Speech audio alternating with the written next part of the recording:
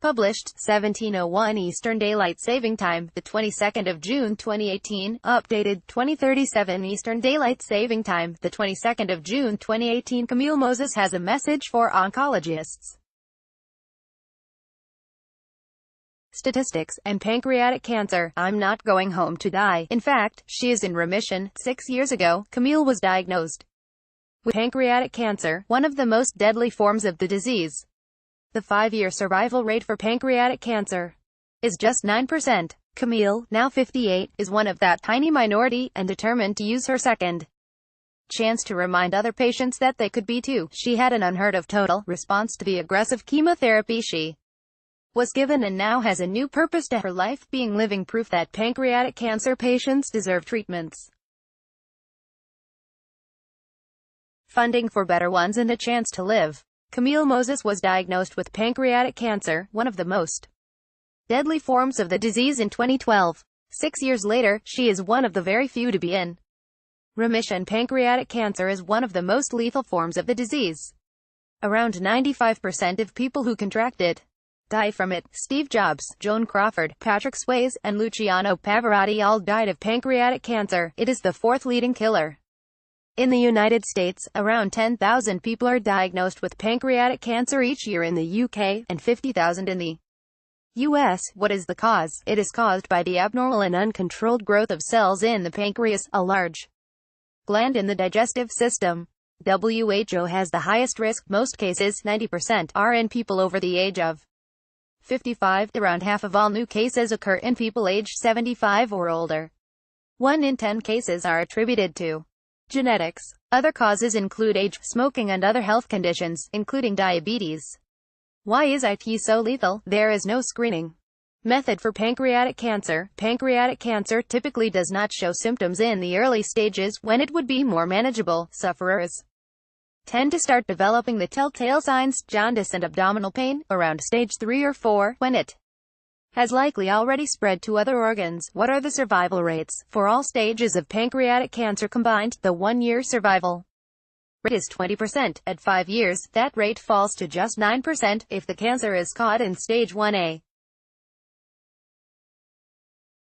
The 5-year survival rates is about 14% and 12% for 1B. At stage 2, those rates are 7 and 5%, respectively. For a pancreatic cancer in its third stage, only 3% of people will survive another 5 years. By stage 4, the 5-year survival rate falls to just 1%. What are the treatment options? The only effective treatment is removal of the pancreas. This proves largely ineffective for those whose cancer has spread to other organs. In those cases, palliative care advised to ease their pain at the end of their life. When her long daily walks with her 3 big babies, her beloved dogs, started hurting her back and leaving her winded, Camille figured that at age 53, it was about time menopause came calling. But when her pain intensified, she went to the ER, where CT scans revealed spots on her pancreas, liver and lungs. In March 2012, the doctor ordered blood tests and a biopsy of her liver. Camille's heart sank. This was a similar sequence to what had preceded her mother's death from pancreatic cancer when Camille was just 24. A few days later, she was back at the hospital for her results. Her diagnosis was the same one that had been the death of her mother, stage 4 pancreatic cancer. Camille started to panic and was given Valium to calm her down. When she came to, an oncologist walked briskly, unceremoniously into her room. When I woke up, I knew I was in trouble. Once the staff oncologist came in, I asked him what that next step was. She recalls, he said, "There's no hope for you. You'll be gone by November." My first thought then was Christmas. I thought,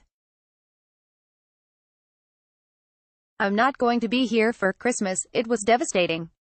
And then he just left me with that news. Pancreatic cancer strikes 55,000 people a year, and 44,000 of them will not survive. Camille was, of course, convinced she was going to die, but her boyfriend of 17 years, Peter Catello, daughter Jessie, and her friends were not going to let her go so easily. They convinced her to get a second opinion. When she drove from her home in Hollywood, Florida, for a consultation at the University of Miami's Sylvester Comprehensive Cancer Center, Camille was paralyzed by anxiety. Coming into that building was petrifying. I couldn't walk to the appointment. I was wheeled in, having been told I was going to die, and having never heard of anyone surviving it. When she did make it into the exam room, she met Dr. Kaya Max Rocha-Lima and his nurses, Jessica and Terry. Once they walked into that room, I felt immediately like I knew I was in the right place, Camille says. Dr. Rocha-Lima plotted out an explanation of her cancer, why options like surgery were out of the question, and what approaches were left for her on big pads of paper. He was honest and direct, but he wasn't giving Camille a death sentence.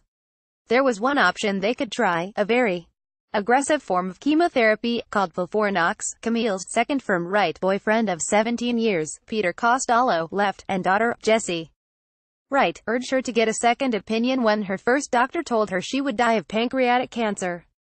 As her mother and dog, Bear, sent her, she feels like she has been given a second chance in a new purpose. Camille has become a tireless advocate for pancreatic cancer research through the Pancreatic Cancer Action Network, including appearing on ABC News with her crush, Ron Claiborne. Left. Camille Center was treated at the University of Miami, where the athletics helped her celebrate being living proof that beating pancreatic cancer is possible. FOLFIRINOX is a combination of 5 chemo drugs into patients like Camille who have pancreatic cancer that has spread to other nearby parts of the body. She started treatment immediately. Over the course of 17 months she was to receive 34 rounds of the potent drug. When I went on it, no one really knew what was going to happen. But in the first 3 months I was really lucky. We started seeing shrinkage, Camille says. She was still very sick, weak, weighed less than 100 pounds and could barely do a lap around her coffee table, but the hope the drug was giving her was even more important than her physical strength. To Camille, I thought, somebody has to beat this cancer. Why not me? She recalls. Inspired, she resolved to live her life normally. Even on her way to treatments, Camille did her hair and her makeup and dressed in the clothes she loved. I never let cancer interfere with who I was, she says. Camille kept getting treatments, and her scans kept coming back cleaner. She finished the 17 months of treatment. Her doctors told Camille she could take a chemo holiday, and give her body a little break from the assault of cancer-fighting drugs. That was July 2013. 6 years later, Camille is still on holiday, and still cancer-free. She no longer even takes pain medication. Alongside her daughter, Jessie, left. Camille left appeared on Good Morning America with Ron Claiborne Center to talk about pancreatic cancer research. Camille has been in remission for 6 years and is back to walking and biking to raise money for pancreatic cancer research. Basically, the fact that I'm alive is a miracle, and I'm hoping that because I'm not on chemo, I can be the voice for someone who is sitting in that chemo chair, or has passed away. Camille says, I'm here, and that's my new purpose. Since going into remission, Camille has gotten her purple belt in Brazilian Jiu-Jitsu's gone back to riding her bike, walking her beloved dogs, and has become a tireless advocate for pancreatic cancer research. It's so important to get research on why treatment worked on me, and why it doesn't work for everyone, she says. Currently, only 1% of national cancer research funding is allocated to pancreatic cancer research. This week, she attended a National Advocacy Day in Washington, D.C., where she spoke with politicians and met 150 pancreatic cancer survivors. Pancreatic is the cancer that's been left behind, the bad horrible cancer that killed my mom in 1984. The stats have not changed much since then, she says. Camille says that people still treat the diagnosis like a guarantee of death. They make this face and I would say, don't go to my funeral. Before I'm there, everyone assumes you will die, and that's why advocacy is so important, she says. I just don't want people to have a cancer and be told, go home and die, she says.